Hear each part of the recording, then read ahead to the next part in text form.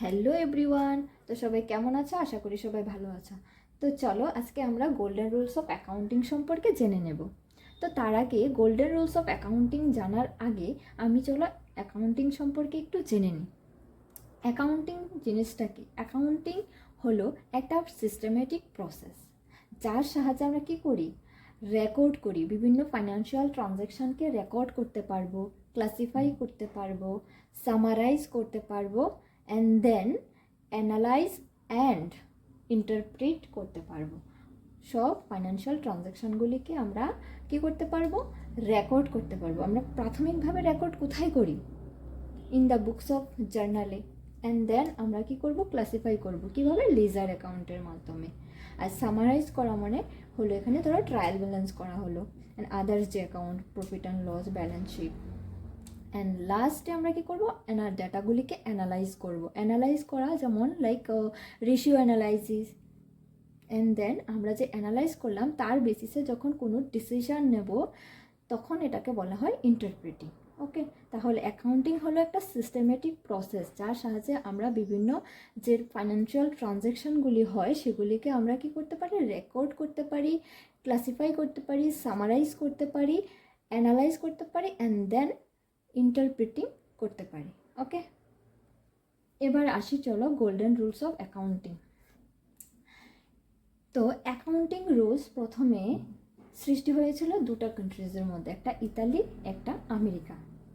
তো ইতালিতে যে অ্যাকাউন্টিং রুলসটা ক্রিয়েট হয়েছিল সেটার নাম হলো গোল্ডেন রুল অফ অ্যাকাউন্টিং। আর আমেরিকাতে যে অ্যাকাউন্টিং রুলসটা ক্রিয়েট হয়েছিল সেটার নাম হলো আমেরিকান রুলস অফ অ্যাকাউন্টিং। ওকে, তো যেই রুলসটা, যে অ্যাকাউন্টিং রুলসটা পপুলারিটি অর্জন করেছে সেটা হলো গোল্ডেন রুলস অফ অ্যাকাউন্টিং। তো আজকে আমরা গোল্ডেন রুলস অফ অ্যাকাউন্টিং সম্পর্কেই জানব। তো গোল্ডেন রুলস অফ অ্যাকাউন্টিং আমাদের কেন জানতে হবে? দেখো, অ্যাজ এ অ্যাকাউন্ট্যান্ট একটা কোম্পানির মধ্যে বা একটা বিজনেসের মধ্যে যেসব ফাইন্যান্সিয়াল ট্রানজ্যাকশানগুলি হয় সেগুলিকে আমরা প্রাথমিকভাবে কোথায় লিপিবদ্ধ করব? ইন দ্য বুকস অফ জার্নালে। এই যে জার্নালে আমরা এই লিপিবদ্ধ করব সব ফাইন্যান্সিয়াল ট্রানজ্যাকশানকে বা রেকর্ড করব, তার জন্যই আমাকে গোল্ডেন রুল সম্পর্কে জানতে হবে। গোল্ডেন রুল যদি না জানে তাহলে আমি ফার্স্ট অফ অল জার্নাল এন্ট্রিজই করতে পারবো না।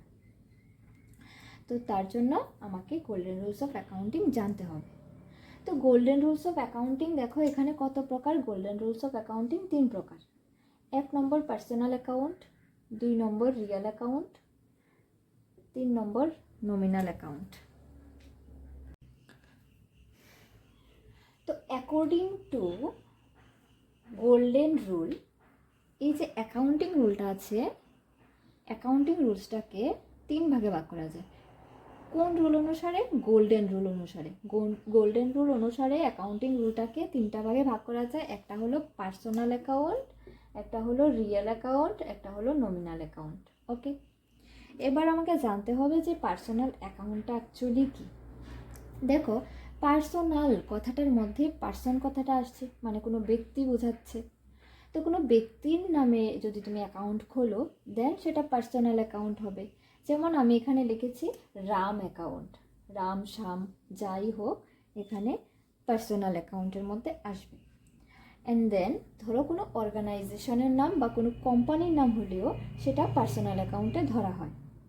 ধরো কোনো ব্যাংকের নাম হলো, আমি এখানে HDFC আর ICICI ব্যাংক লিখেছি, তো যে কোনো ব্যাংকের নাম হলে সেটা পার্সোনাল অ্যাকাউন্টে আসবে। ধরো আবার কোনো কোম্পানির নাম হলে তাহলেও সেটা পার্সোনাল অ্যাকাউন্টে আসবে। এবার কোনো বিজনেসের মধ্যে তো ধরো কোনো বিজনেস স্টার্ট করা হলো, তার নিশ্চয়ই মালিক থাকবে, প্রোপ্রাইটর থাকবে বা ওনার থাকবে। তো সেও তো একজন মানুষ, সেও তো একজন পার্সন। তো সেই ক্ষেত্রে একজন প্রোপ্রাইটর যদি থাকে তো তিনিও হবে পার্সোনাল অ্যাকাউন্ট। ওকে, এবার আমরা জানবো রিয়েল অ্যাকাউন্ট সম্পর্কে। রিয়েল অ্যাকাউন্টে কোন হিসাবগুলি আসে? রিয়েল অ্যাকাউন্টে আসে সমস্ত সম্পত্তির হিসাব। যেসব জিনিসের ভ্যালুটা 1 বছরেরও বেশি থাকবে, লাইফ টাইমটা 1 বছরেরও বেশি থাকবে, সেগুলি হলো তোমার সম্পত্তি বা অ্যাসেটস। ওকে, দেখো আমি এখানে এক্সাম্পল হিসেবে লিখেছি machinery account, furniture account, cash in hand, cash at bank, land and building, goodwill, trademark, copyrights. Okay, তো তো এগুলির মধ্যেও একটা ভাগ আছে, এই যে সম্পত্তিগুলি আমি লিখলাম এগুলির মধ্যেও ভাগ আছে, একটা হলো টেনজিবল, একটা হলো ইনটেনজিবল, একটা হলো টেনজিবল, একটা হলো ইনটেনজিবল। টেনজিবল,